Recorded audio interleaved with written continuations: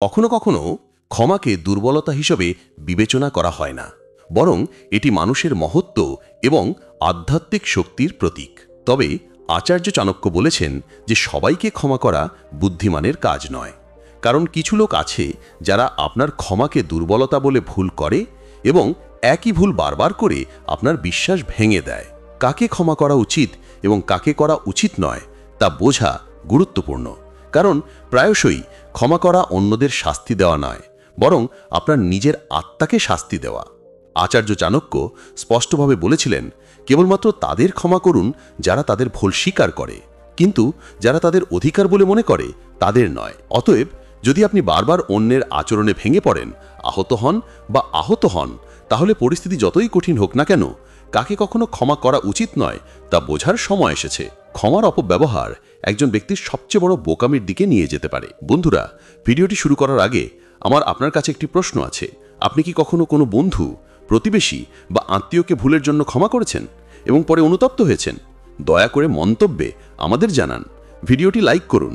তাহলে আসুন জেনে নিই আচার্য চাণক্যের মতে 10 ধরনের মানুষ, প্রতিবেশী এবং বন্ধুদের সম্পর্কে যা আপনার কখনোই ক্ষমা করা উচিত নয়। চাণক্য নীতি হল সেই ব্যক্তি যিনি অন্যদের আপনার বিরুদ্ধে উস্কে দেন। চাণক্য এমন ব্যক্তিকে কলঙ্কিত মনের অধিকারী বলে বর্ণনা করেছেন। এই ধরনের ব্যক্তিরা কেবল আপনার বিরুদ্ধে ঘৃণাই উস্কে দেন না, বরং পরিবেশ জুড়ে উত্তেজনা এবং ঘৃণা ছড়িয়ে দেন। এরা সেই ব্যক্তি যারা ক্ষুদ্র স্বার্থপরতা বা ঈর্ষার বশবর্তী হয়ে অন্যদের বিভ্রান্ত করে এবং আপনাকে নেতিবাচক দৃষ্টিতে চিত্রিত করে। আপনার প্রতিবেশীর কথা ভাবুন। প্রায়শই এই প্রতিবেশী ছোটখাটো বিবাদকে অতিরঞ্জিত করে এবং প্রতিবেশীদের মধ্যে গুজব ছড়িয়ে বলে, দেখুন এই ব্যক্তি এটি করে। ধীরে ধীরে আপনার বিশ্বাস ক্ষয় হতে শুরু করে এবং লোকেরা আপনার সম্পর্কে নেতিবাচক মতামত তৈরি করতে শুরু করে। আত্মীয়দের ক্ষেত্রেও একই ঘটনা ঘটে। কখনো কখনো ঈর্ষা বা অপছন্দের বশবর্তী হয়ে একজন আত্মীয় পরিবারের অন্যান্য সদস্যদের আপনার বিরুদ্ধে যেতে প্ররোচিত করে। তারা এমনকি আপনার ভালো উদ্দেশ্যকেও ভুলভাবে উপস্থাপন করে। চাণক্য বলেছেন যে এই ধরনের ব্যক্তিকে ক্ষমা করা আপনার জীবনে বিষকে আবার আমন্ত্রণ জানানোর মতো। অতএব তাদের থেকে দূরে থাকাই বুদ্ধিমানের কাজ। সহজ কথায় বলতে গেলে, আপনার আশেপাশে এই ধরনের মানুষ যত কম থাকবে, আপনার মানসিক শান্তি এবং মর্যাদা তত বেশি সুরক্ষিত থাকবে। শিক্ষা হলো সর্বদা বিজ্ঞতার সাথে বুঝতে হবে কে আপনার পক্ষে আছে আর কে কেবল অন্যদের উস্কে দিচ্ছে এবং আপনার বিরুদ্ধে পরিবেশ তৈরি করছে। আপনার দূরত্ব বজায় রাখাই সবচেয়ে বড় সুরক্ষা। চাণক্যের দ্বিতীয় নীতি হলো, যারা আপনার বিশ্বাসের সাথে বিশ্বাসঘাতকতা করে তাদের সাথে বিশ্বাসঘাতকতা করা। বিশ্বাস হলো সেই ভিত্তি যার উপর প্রতিটি সম্পর্ক দাঁড়িয়ে আছে। তা বন্ধুত্ব হোক, প্রেম হোক, পরিবার হোক বা ব্যবসা হোক, সবকিছু একটি জিনিসের উপরই নির্ভর করে, বিশ্বাস। আচার্য চাণক্য বলেছেন যে যখন বিশ্বাস ভেঙে যায় তখন সম্পর্ক নিজেই নয়, বরং ব্যক্তিটি ভেতর থেকে মারা যায়। কারণ বিশ্বাসঘাতকতা কেবল একটি প্রতিশ্রুতির সমাপ্তি নয়, এটি আমাদের হৃদয়ের সত্য, আমাদের কথার পরিশুদ্ধতা এবং আমাদের আত্মার শান্তিকে ভেঙে দেয়। যখন কেউ আপনার বিশ্বাসঘাতকতা করে, তখন তারা কেবল আপনার সাথে বিশ্বাসঘাতকতা করে না, বরং আপনার মধ্যে এমন বিষও ঢেলে দেয় যে কাউকে বিশ্বাস করা যায় না। এবং এই মুহূর্তটি যখন একজন ব্যক্তি আবেগতভাবে ভেঙে পড়ে, এমন ব্যক্তিকে ক্ষমা করা আপনার আত্মসম্মান এবং আত্মবিশ্বাসকে দুর্বল করে দেয়। কারণ যে ব্যক্তি একবার আপনার সাথে বিশ্বাসঘাতকতা করেছে, সে আবারও তা করবে, কারণ প্রতারণা তার স্বভাবের অংশ হয়ে উঠেছে। এটা কোনো ভুল নয়। আচার্য চাণক্য স্পষ্টভাবে বলেছেন যে যদি একই সাপ তোমাকে একবার কামড় দেয় এবং তুমি আবার একই পথে হাঁটো, তাহলে দোষ সাপের নয়, তোমার। তাই জীবনে একটা কথা মনে রেখো, যে ব্যক্তি বিশ্বাস হারিয়ে ফেলে সে কখনো আগের মতো থাকতে পারে না। যে ব্যক্তি তোমার বিশ্বাস ভঙ্গ করে তাকে তোমার জীবনে ফিরে আসার অধিকার দিও না, কারণ বিশ্বাস একবার মরে গেলে সে কখনো পুনর্জন্ম লাভ করে না। আর যে ব্যক্তি বিশ্বাসঘাতকতা করে সে কখনো বিশ্বস্ত হয় না। নিয়ম 3। চাণক্য বলেন, যে ব্যক্তি নিজের স্বার্থপর কারণে বন্ধুর ক্ষতি করে সে সবচেয়ে বড় শত্রু। বিশ্বাসঘাতকতা কাঁটার চেয়ে কম নয়। এটি এমন একটি ক্ষত যা বাইরে থেকে দেখা যায় না, কিন্তু এটি একজন ব্যক্তিকে ভেতর থেকে ভেঙে ফেলে। এমন ব্যক্তি যে আপনার বিশ্বাসের সুযোগ নেয় এবং নিজের লাভ করে, সে কোনো অবস্থাতেই ক্ষমার যোগ্য নয়। একবার ভাবুন, ধরুন আপনার একজন প্রতিবেশী আছেন যিনি সর্বদা আপনার বাড়িতে আসেন, আপনার সাথে বসেন, চা পান করেন এবং আপনার যা কিছু বলেন তাতে সহানুভূতিশীল হন। আপনি তাকে বিশ্বাস করেন, এমনকি আপনি তার সাথে আপনার জীবনের জিনিসগুলিও ভাগ করে নেন। কিন্তু যখন সময় আসে তখন সেই একই প্রতিবেশী তোমার ব্যক্তিগত গোপন কথাগুলো পাড়া মহল্লায় ছড়িয়ে দেয়, যাতে তারা জ্ঞানী বা শক্তিশালী বলে মনে হয়। এমন ব্যক্তিকে ক্ষমা করা কি ঠিক? কখনো না, কারণ তারা কেবল তোমার বিশ্বাস ভঙ্গ করে না, বরং তোমার মর্যাদাও নষ্ট করে। এখন কল্পনা করো, এমন একজন আত্মীয় যে তোকার কঠিন সময়ে তোমাকে সমর্থন করার প্রতিশ্রুতি দেয়, কিন্তু যখনই তারা নিজেদের সুবিধা দেখতে পায় তখনই তারা তোমাকে ত্যাগ করে অন্যদের সাথে যোগ দেয়। তারা তোমার কষ্টে নয়, বরং তোমার পরাজয় নিজেদের সুবিধা খুঁজে পায়। এমন আত্মীয়কে ক্ষমা করা নিজেকে আবার বিশ্বাসঘাতকতার জন্য প্রস্তুত করছে। চাণক্য বলেন, স্বার্থপর বন্ধু থেকে সাবধান থাকো, কারণ সে শত্রুর চেয়েও বিপজ্জনক। শত্রু সামনে থেকে আক্রমণ করে, কিন্তু একজন স্বার্থপর ব্যক্তি তোমাকে পিছন থেকে হাসি মুখে ছুরি মেরে ফেলে। তাই মনে রেখো, যে তোমার বিশ্বাস ভঙ্গ করে এবং ব্যক্তিগত লাভ অর্জন করে তাকে ক্ষমা করা তোমার আত্মার প্রতি অবিচার। এই ধরনের লোকদের থেকে নিজেকে দূরে রাখা বুদ্ধিমানের কাজ। কারণ চাণক্য বলেন, যে তোমার সাথে একবার বিশ্বাসঘাতকতা করেছে তাকে আবার বিশ্বাস করা বোকামি। চাণক্য নিয়ম 4। আচার্য চাণক্য বলেন, যে কেউ তোমার গুরু, পিতামাতা বা দেশকে অপমান করে তাকে ক্ষমা করা উচিত নয়। কল্পনা করুন, যদি আপনার প্রতিবেশী বা আত্মীয় স্বজন আপনার বাবা মা বা আপনার গুরু সম্পর্কে অসম্মানজনক কথা বলে, তাদের নিয়ে মজা করে অথবা তাদের অসম্মান করে, তাহলে সে কেবল তাদের বিরুদ্ধেই কথা বলছে না, সে আপনার মূল মূল্যবোধকেও অপমান করছে।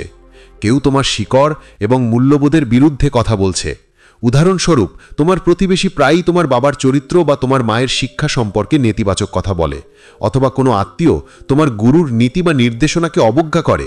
এই ধরনের লোকদের আচরণ তোমাকে নিরাপত্তাহীন বোধ করতে পারে। কেন? কারণ তাদের আচরণ আপনার মনে সন্দেহ, রাগ এবং ভয় তৈরি করে। ধীরে ধীরে এটি আপনার সম্পর্ক এবং জীবনের নৈতিক মূল্যবোধকে দুর্বল করে দিতে পারে। চাণক্যের বার্তা স্পষ্ট, সম্মান কেবল ব্যক্তিগত নয়, বরং আপনার জীবন যে ভিত্তির উপর দাঁড়িয়ে আছে তার প্রতীক। যদি কেউ আপনার বাবা মা, শিক্ষক বা পথপ্রদর্শককে অপমান করে, তবে তারা কেবল মৌখিকভাবে অপমান করছে না, তারা আপনার জীবনের মৌলিক নীতি এবং মূল্যবোধকে চ্যালেঞ্জ করছে। এমন ব্যক্তিকে ক্ষমা করা আপনার নিজস্ব মূল্যবোধ এবং আপনার জীবনের ভিত্তির সাথে বিশ্বাসঘাতকতা হবে। সংক্ষেপে, সর্বদা মনে রাখবেন যে কেউ আপনার বাবা মা বা শিক্ষককে অপমান করে, তারা আপনার নিকট আত্মীয় বা দৈনন্দিন প্রতিবেশীও হোক না কেন, তাদের আপনার জীবনে প্রবেশের অনুমতি দেওয়ার সিদ্ধান্তটি সাবধানতার সাথে বিবেচনা করা উচিত। তাদের প্রভাব আপনার কর্ম এবং আপনার চরিত্রকেও প্রভাবিত করতে পারে। নিয়ম 5। আচার্য চাণক্য বলেছেন যে সম্মান না পাওয়া যায় এমন জায়গায় দীর্ঘক্ষণ থাকা বোকামি। সম্মান একজন ব্যক্তির সবচেয়ে বড় সম্পদ। এটি সম্পর্ককে শক্তিশালী করে এবং আত্মসম্মানকে বাঁচিয়ে রাখে। কিন্তু যখন কেউ বারবার আপনার সম্মানকে আঘাত করে, তখন বুঝতে হবে যে এটি আপনার সদয়তা নয়, বরং আপনার সহনশীলতা। সে তোমাকে পরীক্ষা করছে। কল্পনা করো, তোমার একজন আত্মীয় আছে যে প্রতিটি পারিবারিক অনুষ্ঠানে তোমাকে অপমান করার সুযোগ হাতছাড়া করে না। মাঝে মাঝে সে তোমার আর্থিক অবস্থা নিয়ে তোমাকে ঠাট্টা করে, মাঝে মাঝে সে তোমার কাজ বা জীবনধারা নিয়ে উপহাস করে। তুমি প্রতিবার চুপ করে থাকো, ভাবো, আচ্ছা, সে তো আমাদেরই একজন, আমি তাকে ক্ষমা করে দেব। কিন্তু পরের বার একই ব্যক্তি তোমার ধৈর্যকে দুর্বলতা ভেবে ভুল করে। এমন ব্যক্তি শুভাকাঙ্ক্ষী নয়, বরং তোমার আত্মসম্মানের অপমান। এখন একজন প্রতিবেশীর উদাহরণ বিবেচনা করুন। কল্পনা করুন যে তোমার প্রতিবেশী তোমার পরিবারের ছোট ছোট ভুল নিয়ে জনসমক্ষে ক্রমাগত মন্তব্য করছে। সে তোমার সাথে খোলাখুলি কথা বলে না, বরং সুযোগ পেলেই তোমাকে ছোট করার চেষ্টা করে। যদি তুমি বারবার এমন একজন ব্যক্তিকে ক্ষমা করো, তাহলে সে তোমার নম্রতাকে ভয় ভেবে ভুল করবে এবং ধীরে ধীরে তার কথার আঘাতে তোমার আত্মসম্মান ভেঙে পড়বে। চাণক্যের নীতি খুবই স্পষ্ট ছিল, যে তোমাকে সম্মান করে না সে তোমার বন্ধু হতে পারে না, কারণ সত্যিকারের সম্পর্কই তোমাকে উন্নত করে, নত করে না। যে ব্যক্তি তোমাকে ক্রমাগত অপমান করে সে কখনোই তোমার মঙ্গল কামনা করতে পারে না, কারণ যার হৃদয়ে শ্রদ্ধার অভাব আছে তার কথা কখনোই সত্য হতে পারে না। তাই মনে রাখবেন, এমন জায়গায় থাকা যেখানে কোনো ব্যক্তি বা সম্পর্কের প্রতি তোমার শ্রদ্ধার অভাব আছে, সেখানে থাকা আত্মসম্মানের হত্যা। ক্ষমা মানবতা, কিন্তু তোমার আত্মসম্মানের মূল্যে নয়। নিয়ম 6। চাণক্য বলেন, জীবনে এমন কিছু মানুষ আছে যারা নিজেরা কঠোর পরিশ্রম করে না, বরং অন্যের কঠোর পরিশ্রমের ওপর নির্ভর করে তাদের নাম উজ্জ্বল করে। এই মানুষগুলো তোমার সামনে হাসে, কিন্তু মনের গভীরে তারা তোমার কঠোর পরিশ্রমকে নিজের হিসেবে উপস্থাপন করার সুযোগ খোঁজে। চাণক্য বলেন, যে ব্যক্তি অন্যের সাফল্যে ভীত সে প্রকৃত বন্ধু নয়, বরং একজন লুক্কায়িত শত্রু। এই ধরনের মানুষ বাইরে থেকে বন্ধুত্বের মুখোশ পরে, কিন্তু ভেতরে ভেতরে তারা ঈর্ষা, হিংসা এবং ছলনায় ভরা থাকে। এখন কল্পনা করুন যদি আপনার প্রতিবেশী দেখে যে আপনি আপনার ছাদে কঠোর পরিশ্রম করে একটি বাগান তৈরি করেছেন। প্রতিদিন সকালে জল দেওয়া, মাটি প্রস্তুত করা এবং গাছপালা লাগানো সবকিছুই আপনার নিজের হাতে করা হয়েছে। কিন্তু যখন পাড়ার লোকেরা আপনার প্রশংসা শুরু করে, তখন সেই একই প্রতিবেশী অন্যদের বলে, আরে আমি তোমাকে বলেছিলাম কিভাবে এটা করতে হয়, না হলে সে কিভাবে বাগান করতে হয় তা জানবে। তোমার কেমন লাগবে? তোমার কঠোর পরিশ্রমের কৃতিত্ব অন্য কারো কাছে যায়। এটা সবচেয়ে বড় অন্যায়। অথবা কল্পনা করো তোমার পরিবারের বা আত্মীয় স্বজনের কেউ তোমার কাজের কৃতিত্ব নেয়। ধরো তুমি একটি পারিবারিক অনুষ্ঠানের জন্য সমস্ত ব্যবস্থা করেছো।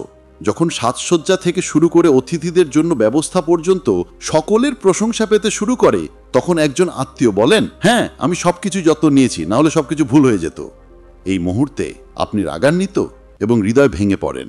চাণক্য বলেন যে এই ধরনের লোকেরা ধীরে ধীরে আপনার আত্মবিশ্বাস নষ্ট করে, কারণ যখনই অন্য কেউ আপনার কঠোর পরিশ্রমের কৃতিত্ব নেয়, তখন আপনার মনে কঠোর পরিশ্রম করে লাভ কি এই অনুভূতি তৈরি হয়, এবং এই চিন্তাভাবনাই একজন ব্যক্তিকে ভেতর থেকে দুর্বল করে দেয়। অতএব চাণক্যের নীতি স্পষ্ট, চুপ থাকো, কিন্তু মনে রেখো এই ধরনের লোকদের সাথে তর্ক করো না। পরের বার নিজের কঠোর পরিশ্রমকে সম্মান করতে শিখো। যদি তুমি চুপ থাকো এবং তাদের ক্ষমা করো, তাহলে এটি বার্তা দেয় যে তোমার কঠোর পরিশ্রম মূল্যহীন এবং তোমার আত্মসম্মানের প্রতি অবিচার হবে। পরের বার যখন কেউ তোমার কঠোর পরিশ্রমের কৃতিত্ব নেওয়ার চেষ্টা করে, মনে রেখো যে যারা কৃতিত্ব চায় তাদের কঠোর পরিশ্রম করা উচিত, এবং যারা কঠোর পরিশ্রম করে তাদের কৃতিত্বের জন্য চিন্তা করা উচিত নয়। কেবল তোমার কর্মের মাধ্যমে সাড়া দাও, এটাই চাণক্যের আসল নীতি। যারা কৃতিত্ব এবং প্রশংসা চায় তাদের নিজেদেরই কঠোর পরিশ্রম করা উচিত, কারণ যারা অন্যের কঠোর পরিশ্রমের ওপর নির্ভর করে তারা কখনো উঁচুতে ওঠে না। যদি তুমি বিশ্বাস করো যে পরিশ্রম চুরি করা সবচেয়ে বড় পাপ, তাহলে নিচের মন্তব্যে লেখো যে চাণক্য ঠিক বলেছেন, এবং এটাও বলো যদি তোমার সাথে এমনটা ঘটে, তুমি কঠোর পরিশ্রম করো কিন্তু অন্য কেউ প্রশংসা পায়। এমন ব্যক্তি শুভাকাঙ্ক্ষী নয়, বরং তোমার আত্মসম্মানের অপমান। এখন একজন প্রতিবেশীর উদাহরণ বিবেচনা করুন। কল্পনা করুন যে তোমার প্রতিবেশী তোমার পরিবারের ছোট ছোট ভুল নিয়ে জনসমক্ষে ক্রমাগত মন্তব্য করছে। সে তোমার সাথে খোলাখুলি কথা বলে না, বরং সুযোগ পেলেই তোমাকে ছোট করার চেষ্টা করে। যদি তুমি বারবার এমন একজন ব্যক্তিকে ক্ষমা করো, তাহলে সে তোমার নম্রতাকে ভয় ভেবে ভুল করবে, এবং ধীরে ধীরে তার কথার আঘাতে তোমার আত্মসম্মান ভেঙে পড়বে। চাণক্যের নীতি খুবই স্পষ্ট ছিল, যে তোমাকে সম্মান করে না সে তোমার বন্ধু হতে পারে না, কারণ সত্যিকারের সম্পর্কই তোমাকে উন্নত করে, নত করে না। যে ব্যক্তি তোমাকে ক্রমাগত অপমান করে সে কখনোই তোমার মঙ্গল কামনা করতে পারে না, কারণ যার হৃদয়ে শ্রদ্ধার অভাব আছে তার কথা কখনোই সত্য হতে পারে না। তাই মনে রাখবেন, এমন জায়গায় থাকা যেখানে কোনো ব্যক্তি বা সম্পর্কের প্রতি তোমার শ্রদ্ধার অভাব আছে, সেখানে থাকা আত্মসম্মানের হত্যা। ক্ষমা মানবতা, কিন্তু তোমার আত্মসম্মানের মূল্যে নয়। নিয়ম 6। চাণক্য বলেন, জীবনে এমন কিছু মানুষ আছে যারা নিজেরা কঠোর পরিশ্রম করে না, বরং অন্যের কঠোর পরিশ্রমের ওপর নির্ভর করে তাদের নাম উজ্জ্বল করে। এই মানুষগুলো তোমার সামনে হাসে, কিন্তু মনের গভীরে তারা তোমার কঠোর পরিশ্রমকে নিজের হিসেবে উপস্থাপন করার সুযোগ খোঁজে। চাণক্য বলেন, যে ব্যক্তি অন্যের সাফল্যে ভীত সে প্রকৃত বন্ধু নয়, বরং একজন লুক্কায়িত শত্রু। এই ধরনের মানুষ বাইরে থেকে বন্ধুত্বের মুখোশ পরে, কিন্তু ভেতরে ভেতরে তারা ঈর্ষা, হিংসা এবং ছলনায় ভরা থাকে। এখন কল্পনা করুন যদি আপনার প্রতিবেশী দেখে যে আপনি আপনার ছাদে কঠোর পরিশ্রম করে একটি বাগান তৈরি করেছেন। প্রতিদিন সকালে জল দেওয়া, মাটি প্রস্তুত করা এবং গাছপালা লাগানো সবকিছুই আপনার নিজের হাতে করা হয়েছে। কিন্তু যখন পাড়ার লোকেরা আপনার প্রশংসা শুরু করে, তখন সেই একই প্রতিবেশী অন্যদের বলে, আরে আমি তোমাকে বলেছিলাম কিভাবে এটা করতে হয়, না হলে সে কিভাবে বাগান করতে হয় তা জানবে। তোমার কেমন লাগবে? তোমার কঠোর পরিশ্রমের কৃতিত্ব অন্য কারো কাছে যায়। এটা সবচেয়ে বড় অন্যায়। অথবা কল্পনা করো তোমার পরিবারের বা আত্মীয় স্বজনের কেউ তোমার কাজের কৃতিত্ব নেয়। ধরো তুমি একটি পারিবারিক অনুষ্ঠানের জন্য সমস্ত ব্যবস্থা করেছো। যখন সাজসজ্জা থেকে শুরু করে অতিথিদের জন্য ব্যবস্থা পর্যন্ত সকলের প্রশংসা পেতে শুরু করে, তখন একজন আত্মীয় বলেন, হ্যাঁ আমি সবকিছু যত্ন নিয়েছি, না হলে সবকিছু ভুল হয়ে যেত। এই মুহূর্তে আপনি রাগান্বিত এবং হৃদয় ভেঙে পড়েন। চাণক্য বলেন যে এই ধরনের লোকেরা ধীরে ধীরে আপনার আত্মবিশ্বাস নষ্ট করে, কারণ যখনই অন্য কেউ আপনার কঠোর পরিশ্রমের কৃতিত্ব নেয়, তখন আপনার মনে কঠোর পরিশ্রম করে লাভ কি এই অনুভূতি তৈরি হয়, এবং এই চিন্তাভাবনাই একজন ব্যক্তিকে ভেতর থেকে দুর্বল করে দেয়। অতএব চাণক্যের নীতি স্পষ্ট, চুপ থাকো, কিন্তু মনে রেখো এই ধরনের লোকদের সাথে তর্ক করো না। পরের বার নিজের কঠোর পরিশ্রমকে সম্মান করতে শিখো। যদি তুমি চুপ থাকো এবং তাদের ক্ষমা করো, তাহলে এটি বার্তা দেয় যে তোমার কঠোর পরিশ্রম মূল্যহীন এবং তোমার আত্মসম্মানের প্রতি অবিচার হবে। পরের বার যখন কেউ তোমার কঠোর পরিশ্রমের কৃতিত্ব নেওয়ার চেষ্টা করে, মনে রেখো যে যারা কৃতিত্ব চায় তাদের কঠোর পরিশ্রম করা উচিত, এবং যারা কঠোর পরিশ্রম করে তাদের কৃতিত্বের জন্য চিন্তা করা উচিত নয়। কেবল তোমার কর্মের মাধ্যমে সাড়া দাও, এটাই চাণক্যের আসল নীতি।